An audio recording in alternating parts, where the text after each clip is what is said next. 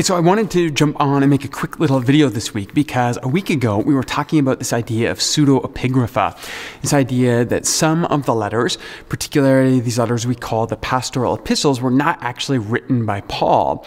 This is something that happens in the ancient world, in ancient literature, where people write in the name of their mentor or teacher that they want to continue the writing of someone they admired. And this wasn't considered deceitful. It was simply part of the way that you honored someone who had influenced you.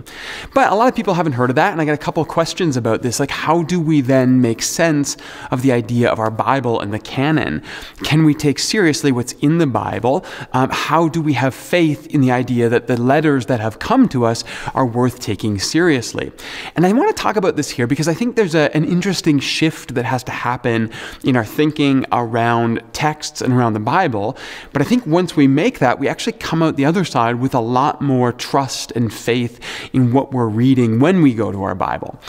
See, a lot of us sometimes have this impression that when we read the Bible, what we have to have faith or trust in is two things, sort of the inspiration of the Spirit who works with a human being to write down words and express them to us, and then faith in that person who is writing that text. And as long as we have trust in that, then we can take these letters seriously.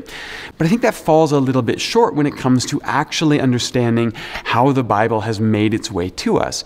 Because yes, we did have people who wrote these texts, and yes, I have no problem. Of course, I believe that these were inspired by the Spirit as they wrote, but there's more than that to that, because there were also communities that these letters were written to, communities who decided that these letters were worth holding on to, communities that decided to preserve those letters and pass them on to others, and then we had extended communities that began to give authority and voice to those letters in their contexts.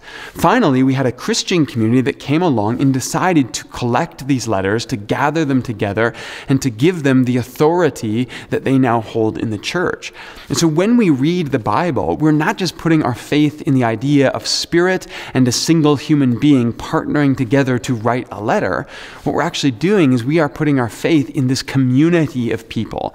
The Spirit who inspires a person to write, the community who receives those inspired words, the community who gathers and preserves and collects those words and hands them down to us. All of that process, including the copying and the passing of these letters, all is part of what we're talking about when we say we trust or we have faith in the Bible. And I want to suggest it's actually a more robust, a more healthy version of what it means to actually have trust in the Bible. That I'm not placing my trust in a single human being in concert with the Spirit. I am placing my trust in God's work through all of the community of Christ to bring these letters, these words, the ideas down to me. And once I get my head around that, what I'm actually believing is that the Spirit is at work in the community of Christ. That God is at work in all of us all the time, collecting, gathering, preserving, passing wisdom on to each other. And for me, this is actually a far more robust imagination of what my trust is placed in. That God is not at work in special few people who get to speak on behalf of God. God is at work in the entire community, who hears, who listens, who receives, who preserves, who passes down, who teaches, who honors, and who invites me into that process. And once I'm able to get my head around that, I'm actually able to have much more trust in the Bible as it comes to me, because now I understand all of the voices, all of the perspectives, all of the people who affirmed that these words were worth reading. Of course, their interpretations were slightly different. Of course, there have been different ways that we have read these words throughout the history of Christianity. But there is this huge collection of community and people who have said these words are worth working to understand.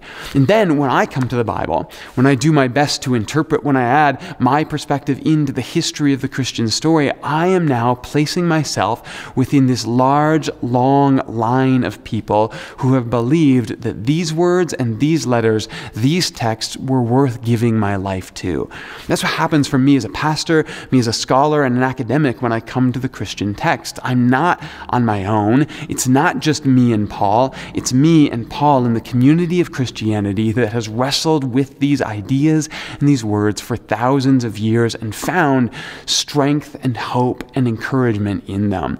And so if you've ever wondered about how the Bible came to us, how you can put your faith and trust in a book that has such a varied history of how all these words came and were gathered and were passed down to us, I want to encourage you that all of that process should give you more faith, more trust, more ability to find yourself in that story, because you are part of a long line of Christians who have honored this text and have found it meaningful in your life.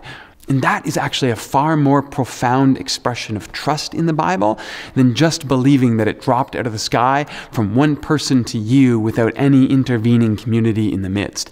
All of us together, this is how we put our trust in the Bible. All of us together, this is how we receive the Bible into our lives. And that might be a new way of thinking about the Bible, but I think if you give it some time, if you sit with that, I think you will find yourself even more fascinated by these words and how they come to you.